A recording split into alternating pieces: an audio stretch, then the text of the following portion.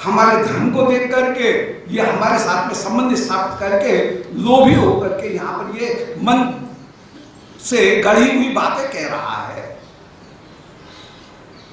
सारी पंचायत ने ये कहा, बोले इन्होंने कोई बात कही, इसका कोई गवाही है? छोटे विप्र बोले हाँ गवाही है, गोपाल जी गवाही है, श्री विग्रह। बोले जो भी गवाही है उसको ले आओ, हम उसकी बात मान लेंगे। बड़े विप्र के पुत्र भी इस बात पर राजी हो गए। जानते हैं मूर्ति कोई चल के थोड़ी आती है, मूर्ति को गवाही बता रहे हैं। बोले मूर्ति को ले आओ तो हम मान लेंगे, मूर्ति गवाही दे देगी तो मान लेंगे। बड़े विप्र के वचनों को सत्य करने के लिए छोटे विप्र पुनः वृंदावन आए और वृंदावन में आकर के गोपाल जी से बोले कि महाराज तुम्हारे सामने बात हुई है, तुमको गवाही देना चलना पड़ेगा। अब गोपाल जी बोले हाँ चलेंगे, हमारे सामने बात तो हुई है, सही है। बोले गवाही देने के लिए वहां चलना पड़ेगा। बोले देखो जी वहां चलेंगे तो खर्चा तुमको उठाना पड़ेगा, हमारे खाने पीने का, रहने की जितनी भी व्यवस्था है उसका खर्चा वो तो जो मुद्दई है वो मुद्दई उठाता है, वो जो गवाही है उसका साक्षी का बोले हाँ हम उठाएंगे।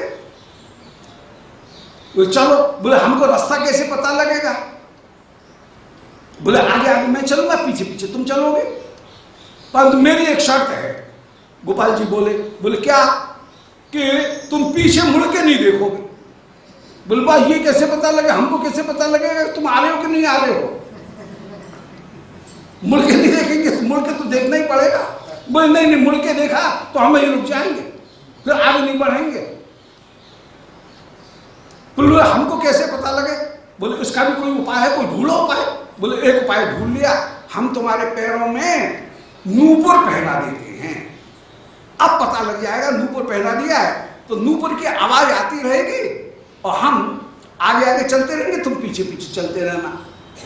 अब छोटे विप्र चल रहे हैं आगे आगे, श्री कृष्ण के साथ में उनके गुणों का गायन करते हुए चल रहे हैं, उनसे बतराते हुए, बातचीत करते हुए आनंद पूर्वक चल रहे हैं। नूपुर की ध्वनि सुनते जाए, पता ही नहीं लगा रास्ता कहाँ कट गया। अब ठाकुर बड़े चतुर, जब थक जाए तो रात को रहे, ये रसोई कर रहे हैं, रसोई करके बिना देखे ही पीछे सरकार दे, बोल मेरे देख लेना, भोजन कर लेना, हमारे लिए भी छोड़ दे। ठाकुर आनंद से प्रसाद पाए, जो बचा हुआ प्रसाद शेष है वो शेष पात्र छोड़ दे, उसको छोटे विप्र भी प्रसाद पा ले, भोजन कर ले, ठाकुर का भोग लग गया, फिर प्रसाद पा ले। आनंद से पूरी रास्ता पार हो गए, पता ही नहीं लगा कहाँ रास्ता पार हुआ है। अब ठाकुर बड़े चतुर, उन्होंने क्या किया कि एक दिन अपने नूपुर जो है उनको दबा लिया है, नूपुर की आवाज आना बंद हो गया। अरे बहुत देर से दिख रहे हैं कि पीछे आवाज नहीं आ रही है, गोपाल आ रहे हैं कि नहीं आ रहे हैं, पर विचार क्या आ तो रहे होंगे। जब एकदम गांव के किनारे पर पहुंच गए, सीमा पर, तब विचार कर रहे हैं कि यहां पर यदि पीछे मुड़ के भी देख लूं, मानो गोपाल जी यहां पर रुक भी गए सीमा पर, तब भी कोई बात नहीं है, गांव वालों को, पंचायत को, पंचों को यहां बुला लिया जाए, आया जा सकता है, इससे कोई बात नहीं है, इससे सुरक्षित है। अब पीछे मुड़ करके देखा जा सकता है। तो जो पीछे मुड़ करके देखा, गोपाल जी खड़े खड़े हंस रहे हैं। बोले भाई नूपुर क्यों बंद कर लिए? बोले तुम्हारे विश्वास को देखना चाह रहे थे, नूपुर बंद क्यों किए? बोले मारे चलो आगे। बोले हमारी शर्त है, हम तो अब तुमने पीछे देखा, अब हम तुम आगे नहीं बढ़ेंगे, हम तो यहाँ पर ही रुक गए। बोले कोई बात नहीं, रुक गए हो, अब यही बुला रहे हैं। श्री छोटे विप्र दौड़ करके गए, कहा गवाही आ गई, हल्ला मच गया कि भैया मूर्ति चल करके आई, कहीं मूर्ति चल करके आती है। श्री कृष्ण से हंसी हो रही है, कृष्ण कह रहे हैं छोटे विप्र कि तुमको गवाही देने के लिए चलना पड़ेगा, और ठाकुर जी कह रहे हैं वृंदावन में, वो मूर्ति कहीं चल करके चलती है क्या? वो मूर्ति चलती नहीं है तो मूर्ति बोलती भी नहीं है, तुम बोल क्यों रहे?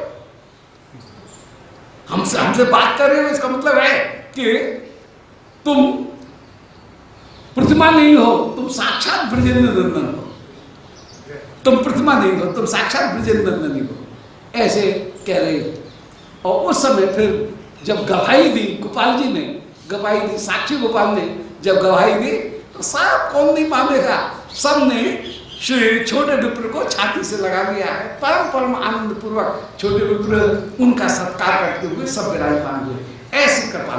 तो श्री महाप्रभु वो ही सब लीला, खीरचूरी कथा और साक्षी गोपाल विवरण, ये सब कर रहे हैं। अब नित्यानंद कैल प्रभु दंड भंजन, श्री महाप्रभु उस समय श्री जगन्नाथ जी के मंदिर से थोड़ी दूर कपोतेश्वर वहां पर विराजमान है। श्रीमद महाप्रभु आप कपोतेश्वर में गए श्री महादेव जी का दर्शन करने के लिए, और वहां पर आनंद पूर्वक महादेव जी के साथ में नृत्य कर रहे हैं।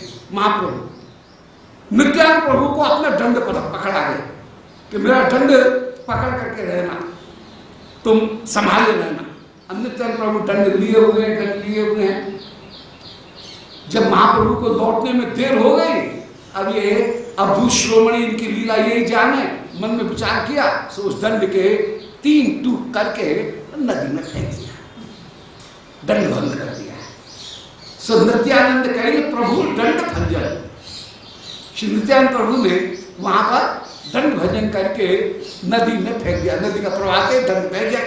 महाप्रभु जिस समय आए, नित्यानंद प्रभु से कह रहे हैं कि मेरा दंड कहाँ है, तो कह रहे हैं ये जो स्वरूप है ये दंड धारण करने का स्वरूप नहीं है, ये तो प्रेम वितरण करने का स्वरूप है। जहां मन कहीं दूसरी जगह जा ही नहीं रहा है, वहां मन पशु को वश में करने के लिए दंड धारण करने की आवश्यकता कहाँ है। प्रत्याहृत्य मुनिक्षण विषय तो यस्मिन मनो धस्यते बालेयम विशेष धस्यति तथा प्रत्याहरन्ति मना यस्य स्फूर्ति लवाय हृदय योगी समुत्कंठते बालेयम पथपस्य तस्य हृदयान निष्क्रांत मातांक्षति। श्री पौर्णमासी जी ने विरक्त माधव में निरूपण किया कि श्री राधिका की अरी सखी ये दशा है कि योगी गण तो श्री कृष्ण की एक झलक आ जाए, आंख बंद करके घंटों बैठे रहते हैं, कोई लाल पीले धब्बा जरा से दिखने लगे तो लगता है हाँ हाँ अब कुछ आने वाला है, आने वाला है, एकदम आनंदित हो जाए, पूर्वाभास मात्र में आनंदित हो जाए कि लाल पीले धब्बे मात्र दिखने लग जाए, इतने में लगता है कि हाँ अब कुछ शायद कोई छवि ये धब्बों से मिलकर के आ जाएगी, उसका पूर्वाभास है। परंतु यहां पर ये श्याम चित्शोर हृदय में ऐसा डेरा डाल करके बैठा हुआ है कि दिन भर ये श्री राधिका उस श्याम से कहती है अरे चंचल मेरे हृदय से निकल जा निकल जा, परंतु वो निकलता नहीं है, उल्टा हृदय में और गहरा गहरा घुसता हुआ चला जा रहा है। शिवप्रिया विषयों में चित्त लगाती हैं, विषय में चित्त लगता नहीं है, श्याम सुंदर चित्त में उल्टे और गहरे चले जाते हैं। जबकि योगियों की दशा ये है कि एक झलक मिल जाए उसके लिए भी विकृति हो जाए, और एक आभास मात्र लाल पीला कोई धब्बा भी दिख जाए तो उसको देख करके भी चित्त में अपूर्ण रूप से आभास मात्र में ही आनंदित होते हैं कि चलो आज नहीं मिला कल तो मिल ही जाएगा, दोबारा समाधि में तो शायद मिल ही जाए। तो ये दशा है। तो यहां पर दंड धारण करने की आवश्यकता क्या है?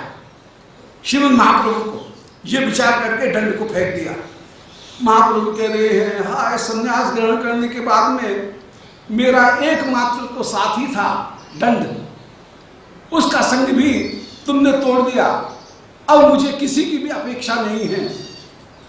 मैं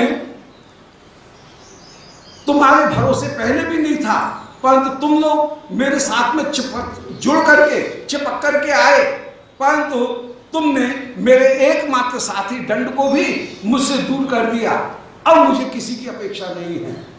ऐसा कहकर के श्रीमद महाप्रभु उस समय श्री जगन्नाथ जी के मंदिर की ओर आगे बढ़े हैं।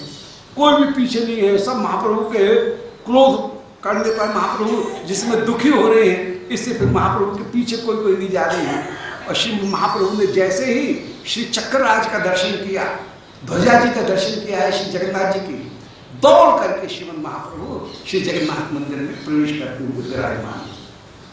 तो नित्यानंद कही प्रभु दंड भंजन, और वहां पर श्री कृष्ण दर्शन करके जैसे ही आलिंगन करने के लिए दौड़े, वहीं मूर्छित हो गए हैं, निज गर्भगृह में मूर्छित हो गए। और उसी समय श्री सार्वभौम भट्टाचार्य वहां आए।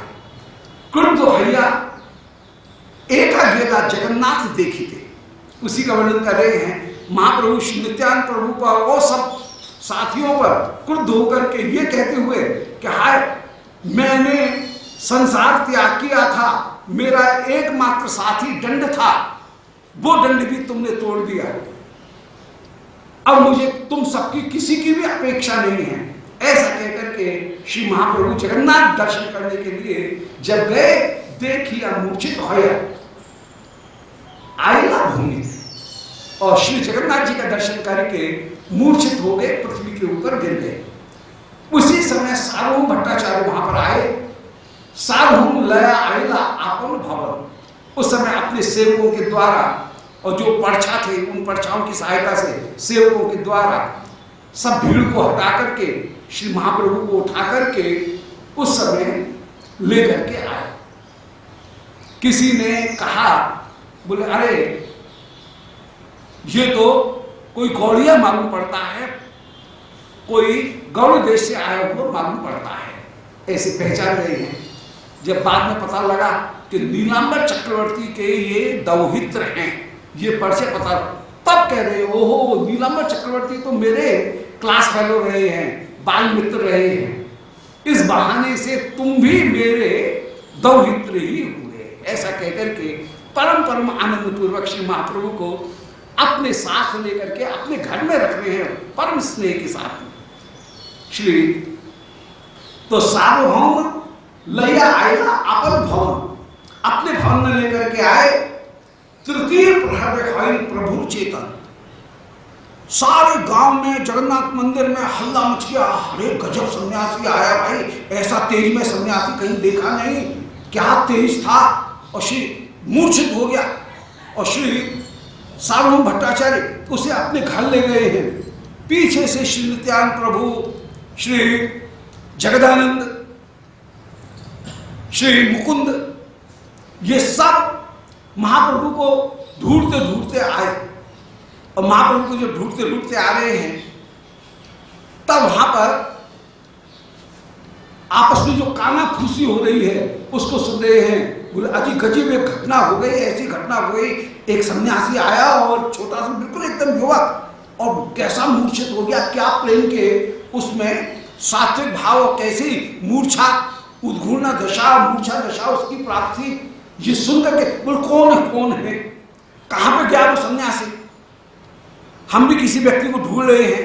किसी ने कहा कि सार्वभौम भट्टाचार्य उसको अपने घर ले गए हैं। तीसरे प्रहर में श्रीमद महाप्रभु की मूर्छा दूर हुई, और उस समय श्री नित्यानंद प्रभु इनका दर्शन किया। नित्यानंद, जगदानंद, दामोदर, मुकुंद, ये चार लोगों का दर्शन किया। ये चार लोग की श्री महाप्रभु के साथ में आए थे। नित्यानंद प्रभु, श्री जगदानंद पंडित, श्री स्वरूप दामोदर और श्री मुकुंद, ये चार लोग श्री महाप्रभु के पास में साथ में आए थे। पाछे आसे मिले सभे पाइलो आनंद, श्री महाप्रभु जिस समय इनसे मिले तब सबको श्रीमद महाप्रभु का दर्शन करके अब परम आनंद की प्राप्ति हुई। तबे तो सार्वभौम प्रभु प्रसाद करे, आपन ईश्वर मूर्ति तारे दिखाए। उस समय श्रीमद महाप्रभु ने सार्वभौम का के ऊपर कृपा की, और सार्वभौम के ऊपर कृपा करके अपनी ऐश्वर्यमयी मूर्ति, उसका षड्भुज महाप्रभु के स्वरूप का दर्शन श्री सार्वभौम भट्टाचार्य को कराया। अपना ऐश्वर्यमयी दर्शन है उसका दर्शन कराया। मानो चतुर पुरुषार्थ देने के बाद दोनों वस्तुओं, जो प्रेम रूपी पुरुषार्थ है उसको प्रदान करने के लिए आपने 6 भुजाएं धारण कर रखी है। ये षड्भुज स्वरूप का स्वरूप, उसका जो रहस्य है वो ये कि चतुर पुरुषार्थ प्रदान करते हुए अंत में प्रेम पुरुषार्थ मुख्य रूप से वह प्रदान करना, ये श्रीमद् महाप्रभु का स्वरूप, वो प्रदान करते हुए विराजमान हुए। जहाँ पर श्री राम स्वरूप भी है, वंशीवादक स्वरूप भी है, दंड कमंडल धारण किए हुए भी स्वरूप विराजमान है। श्री राम, कृष्ण और वामन तीनों स्वरूप एक साथ जहां विराजमान है, ऐसे स्वरूप का दर्शन किया।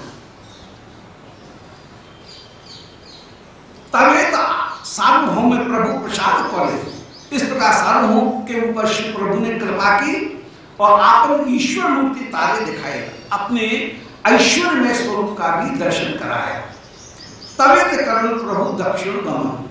तब श्री सार्वभौम भट्टाचार्य उनके पास में बहुत दिन रहे।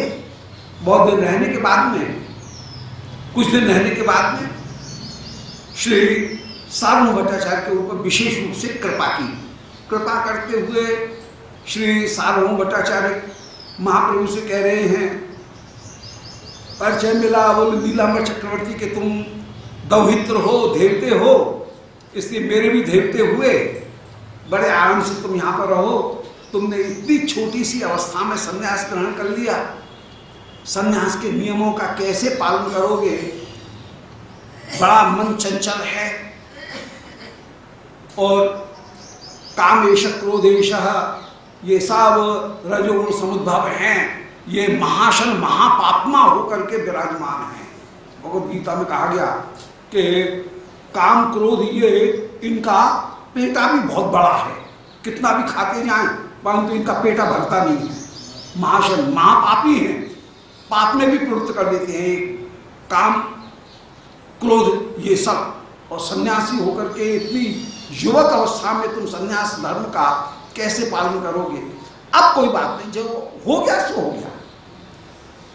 अब सन्यास आश्रम को जो ग्रहण किया है, इसको अच्छी तरह से निभाना, और इसको निभाने का तरीका यही है कि सर्वदा सर्वदा सन्यासी का अधिकारी है सत्सद विवेक। अधिकार संपत्ति में पहली सन्यासी की जो संपत्ति है वो सद असत का विवेक, ये सन्यास की पहली। सत्सद विवेक, यह अमुष्य फलभोग त्याग, दूसरी चीज यह अमुष्य फलभोग त्याग, फिर समाधि षट संपत्ति, 6 संपत्तियां माने शम दम तितिक्षा उपरति और श्रद्धा, भगवत भक्ति और योग, ये 6 जो हैं वे संन्यास के प्रमुख साधन हैं। शम दम तितिक्षा उपरति माने विषयों से समाप्ति, और योग और भक्ति, ये शम आदि 6 जो संपत्ति हैं इनको पालन करना। और चौथी जो चीज है वो है मुमुक्षा, मोक्ष की इच्छा। तो उस मोक्ष की इच्छा को प्राप्त करने के लिए विवेक धारण करना चाहिए। तुम मेरे पास में रहो, मैं तुमको ब्रह्म सूत्र पढ़ाऊंगा और ब्रह्म सूत्र पढ़ा करके तुमको शिक्षा प्रदान करूंगा, जिससे सत असत का विवेक हो जाए कि कौन सी वस्तु उपास्य है, कौन सी उपास्य नहीं है। अथात तो ब्रह्म जिज्ञासा ये पढ़ाना शुरू किया। अथ का तात्पर्य है अनंता। अतः माने पहले जो कुछ भी प्राप्त की गई है उससे भी बढ़कर के कोई वस्तु, उसको प्राप्त करने के लिए ब्रह्म माने जो सबका आश्रय पदार्थ है उसके विषय में जिज्ञासा की जाए। तो अथ का तात्पर्य है जब मीमांसा पूरी हो गई, कर्मकांड पूरा हो गया, उस कर्मकांड के बाद तो माने अधिकारी तो विद्वत अधीत वेद वेदांगत्वेन आपातत्वोधिगत अखिल वेदार्थो अस्मिन् जन्मनि जन्मांतरेवा काम्य निषिद्ध वर्जन पुरस्सर नित्य नैमित्तिक कर्मानुष्ठान तया नितांत निर्मल स्वांतः साधन चतुष्टय संपन्न प्रमाण। ये ज्ञान की अधिकार संपत्ति का निरूपण किया गया। तो उसमें सत्सद विवेक प्रमुख होकर के विराजमान है। साधन चतुष्टय संपन्न प्रमाता, साधन चतुष्टय जो हैं उनसे, और साधन चतुष्टय में पहला है सत असत का, कौन सी वस्तु सत है कौन सी असत है, और सत असत का विवेक प्राप्त करने के लिए अथ का मतलब है कि पहले पूर्व मीमांसा में कर्मकांड में हमने वेदों के मंत्रों का प्रयोग किया, परंतु वेदों के मंत्रों का प्रयोग करते रहे कैसे? बोले केवल धर्म अर्थ और काम, इन तीन पुरुषार्थों को प्राप्त करने के लिए वेदों का हमने प्रयोग किया। भोग लगाना है तो नाभ्यासी अंतरिक्षण कह करके भोग लगा दिया। अब मंत्र का क्या फल है, का क्या अर्थ है, इससे कोई मतलब नहीं। हमें तो भोग लगाना है, इससे नाभ्यासी बोलेंगे। आरती करनी है, दीपदान करना है, तो कह रहे हैं चंद्रमा मन सो जाता है। अब उस मंत्र का क्या अर्थ है, इससे कोई मतलब नहीं। वो मंत्र ब्रह्म तत्व का निरूपण कर रहा है। त्रिपाद ऊर्ध्वम उदयित पुरुषः, जो वैकुंठ संपत्ति है वो त्रिपाद विभूति है। एक पाद विभूति के भीतर सारा जगत समाया हुआ है। इस ब्रह्म तत्व के अर्थ से कोई मतलब नहीं। उनको तो त्रिपाद ऊर्ध्वम उदयित पुरुषः, कहीं अर्घपाद्य आचमनी देना है तो बस अर्घ आचमनी दे देंगे, और फल क्या चाहेंगे कि बोले हमको धर्म अर्थ काम तीन चीज मिल जाए, मोक्ष से कोई मतलब नहीं, और भजन तो बड़ी दूर की बात है, बस हमको हमारा फल मिल जाए, बस ये। तो कर्मकांडी उन वेद मंत्रों का प्रयोग करता रहा धर्म अर्थ काम के लिए। परंतु कई बार उसके मन में ये विचार जरूर आता था कि आखिर में इन मंत्रों का हम प्रयोग तो कर रहे हैं, परंतु इन मंत्रों से अर्थ तो निकल रहा है कुछ अलग, वो अर्थ क्या है। उसके मन में कहीं वो मंत्र कुछ कहते तो थे कि यज्ञ यज्ञ मजेंत देवा, और उसको तो फूल चढ़ाने से मतलब है, पर मन में ये विचार जरूर आता था कि सभी वस्तुएं श्री कोई एक पदार्थ से निकली हैं, और जो वस्तु हैं उनके द्वारा उनका ही पूजन किया जा रहा है। गंगा जल के द्वारा गंगा का ही पूजन किया जा रहा है। ये कैसे हो रहा है, तो कहीं अभिन्न निमित्तोपादान ब्रह्म है, ये बात कहीं मन में उसके प्रश्न उठता तो था, परंतु उस पर ध्यान नहीं देता था। अब अथ का मतलब है अधिक मंगल प्राप्त करने के लिए, एक अर्थ। अथ का दूसरा अर्थ है इसके बाद। अथ माने अनंतर। अनंतर अर्थ में अथ शब्द का प्रयोग हुआ है कि इसके बाद, अर्थात हमने जो कर्मकांड के लिए प्रयोग किया था उस मंत्र का वो मुख्य अर्थ नहीं है। तत्वतः ये मंत्र कोई दूसरी विशेष वस्तु को प्राप्त करने के लिए हमको संकेत कर रहा है। इससे कुछ हवा निकल रही है, इससे कुछ सुगंध निकल रही है कि कोई और भी चीज है इस मंत्र के द्वारा जिसको प्राप्त किया जा सकता है। तो अथ माने अनंतर। पूर्व कर्मकांड का जो धर्मार्थ काम था, त्रिवर्ग से उसका मन हट गया, और जब कोई अनंतर वस्तु को प्राप्त करना चाह रहा है तब अतः माने उस ब्रह्म के सुख को प्राप्त करने के लिए, ब्रह्मानुभूति करने के लिए। ब्रह्म ज्ञान जीवन का लक्ष्य नहीं है, ब्रह्मानुभूति जीवन का लक्ष्य है। ब्रह्म ज्ञान जीवन का लक्ष्य कभी नहीं, ब्रह्मानुभूति ही जीवन का लक्ष्य होता है। तो अतः माने ब्रह्मानुभूति कैसे हो, तब उसके मन में ये प्रयोजन प्राप्त हुआ। तो अथ माने इसके बाद, अनंतर, अधिक मंगल प्राप्त करने के लिए। अतः माने अब ब्रह्मानुभूति प्राप्त करने के लिए उसे सामने तीन वस्तुएं दिख रही हैं। एक वस्तु दिख रही है कि मैं हूं, दूसरी वस्तु दिख रही है मुझसे भिन्न ये सारा संसार है, और तीसरी वस्तु एक उसके मन में और आ रही है कि मुझे और इस संसार को चलाने वाला कोई तीसरी वस्तु भी है, कोई ऊपर भी सर्वेश्वर भी है, ब्रह्म भी है, जो हम तीनों में व्याप्त है। अब वो विचार करता है कि क्या मैं उपास्य हूं। उसे लगता है नहीं, मैं उपास्य नहीं हूं, जगत जड़ है, मैं अणु हूं, क्योंकि मैं अपने आप को ही उपास्य मानूं तो तुम भी तो अपने आप को उपास्य मान सकते हो। तो मेरे मैं में और तुम्हारे मैं में आपस में झगड़ा होगा, इसलिए कोई एक मैं ऐसा होगा जो कि तेरे और मेरे दोनों के मैं के ऊपर शासन करने वाला होगा। वो मैं कौन है, उसकी उपासना करें, तब उसके हृदय में विचार आएगा कि जीव उपास्य नहीं हो सकता, जगत भी उपास्य नहीं हो सकता। उपास्य कौन होगा, बोले ब्रह्म, ब्रह्म ही उपास्य होगा। उस ब्रह्म का ज्ञान भी जीवन का लक्ष्य नहीं है, ब्रह्म जिज्ञासा, माने ब्रह्म का अनुभव करना, वही जीवन का लक्ष्य है। तो उसके हृदय में फिर ये विचार आता है। तो इस तरह से वो विचार करते हुए वो फिर ब्रह्म की आराधना करते हुए विराजमान होता है। तब जो कर्मकांड है, उस कर्मकांड के परे उसे कोई वस्तु की प्राप्ति होती है। तो श्री महाप्रभु उस समय सार्वभौम भट्टाचार्य कह रहे हैं कि सत असत का विवेक प्राप्त करने के लिए अब हम तुम्हें ये ही ब्रह्म सूत्र सिखाएंगे, और सारे शास्त्रों का परम फल ब्रह्म ही है, ये स्थापित करेंगे। 7 दिन तक श्री सार्वभौम भट्टाचार्य श्रीमद् महाप्रभु को ब्रह्म सूत्र सुनाते रहे। महाप्रभु बिल्कुल ध्यान से सुन रहे हैं एक एक अक्षर, परंतु न तो कभी गर्दन हिले न कभी हूं कहे, हूं हाँ कुछ भी नहीं निकले। अंत में सार्वभौम भट्टाचार्य एकदम आश्चर्यचकित हो गए। बोले भैया मैंने ऐसा विद्यार्थी अपने जीवन में नहीं देखा।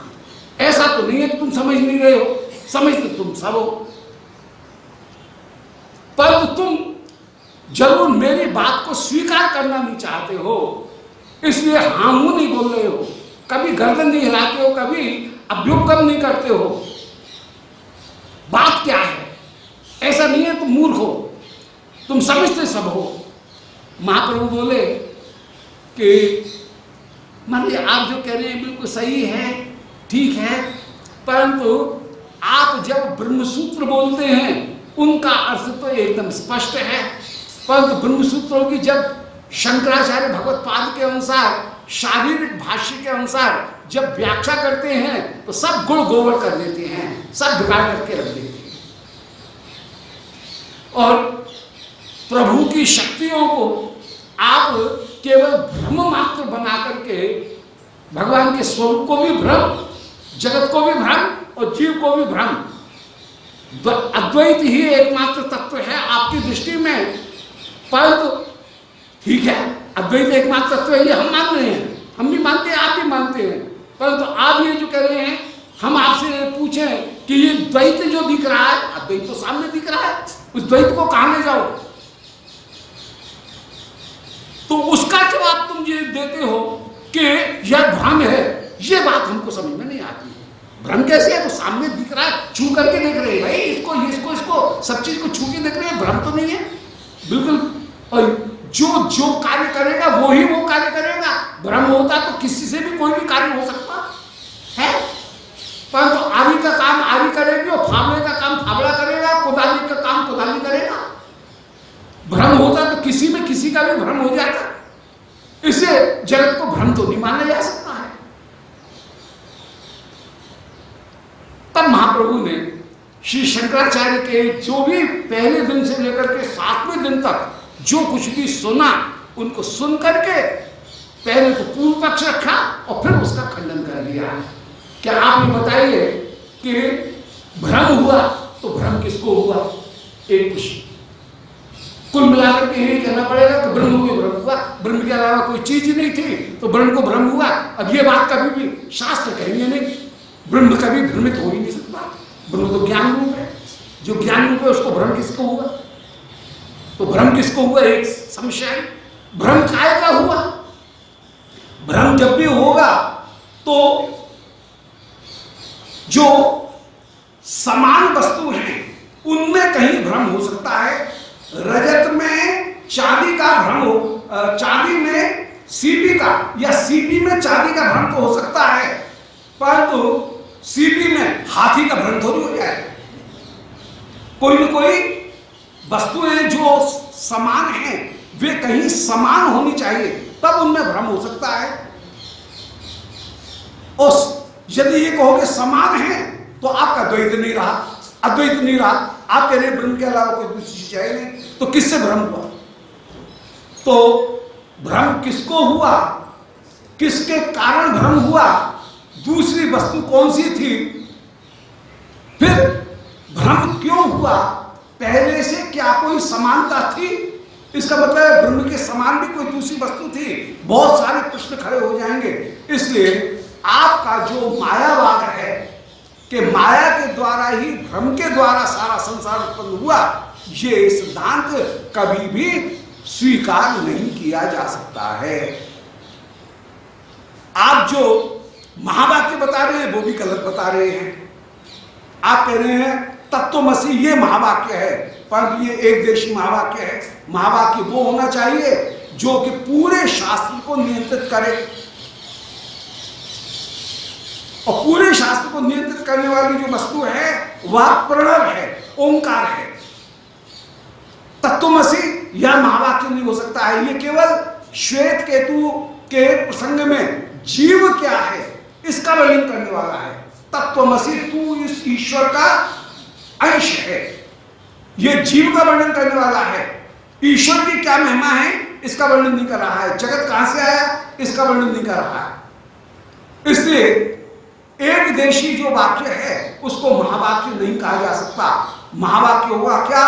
आ उ म, बिंदु और नाद, 5 स्वरूप वाला जो होगा वह महावाक्य होगा। आ का तात्पर्य है उपास्य तत्व वासुदेव, उ का तात्पर्य है भक्ति, म का तात्पर्य है जीव। जीव संसार रूपी साधन को प्राप्त करके, भक्ति करके अकार वासुदेव को प्राप्त करे, ये ही 3 तत्व हैं। और इनमें ही भक्ति जो है उसकी गूंज, और वो गूंज ही नाद के रूप में, बिंदु ही विस्तार के रूप में, नाद के रूप में प्राप्त हो। जैसे कोई पानी से भरी हुई परात में तेल की एक बूंद डाले, तो बूंद जिस समय गिरी उस समय तो एक तेल की बूंद, एक बूंद है, पर डालते ही जैसे वो फैल जाती है, और फैलते हुए यदि पानी को हिलाया जाए तो वो ही बूंद फैल करके किनारे तक पूरी थाल में व्याप्त हो जाएगी। इसी प्रकार जो ब्रह्म तत्व है, वो जो ज्ञान तत्व है, वो ज्ञान तत्व ही विस्तार को प्राप्त होकर के ब्रह्म तक सर्वत्र व्याप्त होकर के विराजमान हो जाएगा। आउ म, इनमें पहले अनुस्वार और फिर अनुस्वार के नाद ओम करके वो सब में व्याप्त होकर के, वो ब्रह्म तत्व ही सब में व्याप्त होकर के विराजमान है। तो आउ मां, ये 3 तत्व, इनमें प्रधान तत्व ब्रह्म तत्व, वो ब्रह्म तत्व ही सब में व्याप्त होकर के विराजमान, ये निरूपण कर दिया। तो सार्वभौम भट्टाचार्य को आपने इस प्रकार दिखाया। सार्वभौम भट्टाचार्य को अब ज्ञान हुआ, और सार्वभौम भट्टाचार्य को ज्ञान कराने के बाद में आपने षड ऐश्वर्य जो है वो अपने षड्भुज स्वरूप, उस षड्भुज स्वरूप का दर्शन कराया। अब